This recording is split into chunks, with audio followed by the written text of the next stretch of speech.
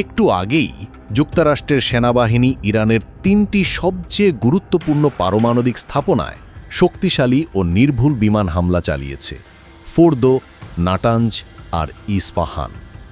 এই জায়গাগুলোর নাম আমরা বহু বছর ধরে শুনে আসছি। ওখানেই ইরান ভয়ানক এক ধ্বংসাত্মক কাজ চালিয়ে যাচ্ছিল।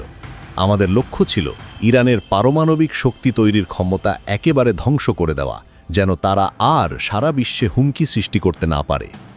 আজ রাতে আমি সবাইকে জানাতে পারি এই হামলা ছিল পুরোপুরি সফল। ইরানের প্রধান পারমাণবিক স্থাপনাগুলো একেবারে ধ্বংস হয়ে গেছে। মধ্যপ্রাচ্যে যারা সব সময় ভয় দেখিয়ে এসেছে, সেই ইরান এখন শান্তির পথে আসতে বাধ্য।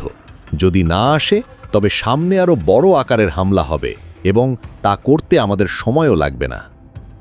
গত ৪০ বছর ধরে ইরান বলছে আমেরিকার মৃত্যু হোক, ইসরায়েলের মৃত্যু হোক। তারা আমাদের সোনাদের হত্যা করেছে, পা হাত উড়িয়ে দিয়েছে রাস্তার বোমায়। আমরা হারিয়েছি ১,০০০-এরও বেশি মানুষ, আর মধ্যপ্রাচ্য সহ সারা দুনিয়ায় লাখ লাখ মানুষ তাদের ঘৃণার কারণে প্রাণ হারিয়েছে। বিশেষ করে ইরানের জেনারেল কাসেম সোলেইমানি অনেক মানুষকে হত্যা করেছে। আমি অনেক আগেই ঠিক করেছিলাম, আর নয়, আমি এটা চলতে দেব না, এবং আজ তা প্রমাণ হয়েছে। আমি ধন্যবাদ জানাতে চাই ইসরায়েলের প্রধানমন্ত্রী নেতানিয়াহুকে। আমরা একসঙ্গে কাজ করেছি, অনেক দূরে গিয়ে গেছি।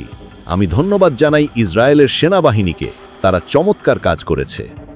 সবচেয়ে বেশি ধন্যবাদ জানাতে চাই যুক্তরাষ্ট্রের সাহসী সেনাদের, যারা আজ রাতের ওই মিশনে অংশ নিয়েছে। তারা ইতিহাস সৃষ্টি করেছে।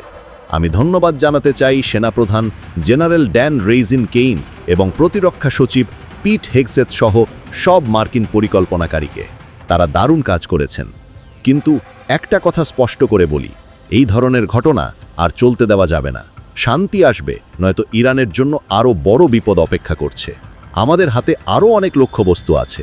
আজ রাতের লক্ষ্য ছিল সবচেয়ে কঠিন আর সবচেয়ে ভয়ঙ্কর। যদি ইরান এখনও না বুঝে, তাহলে পরবর্তী হামলা হবে আরও দ্রুত, আরও ভয়াবহ। বিশ্বের কোনো সেনাবাহিনী এমন অপারেশন করতে পারত না।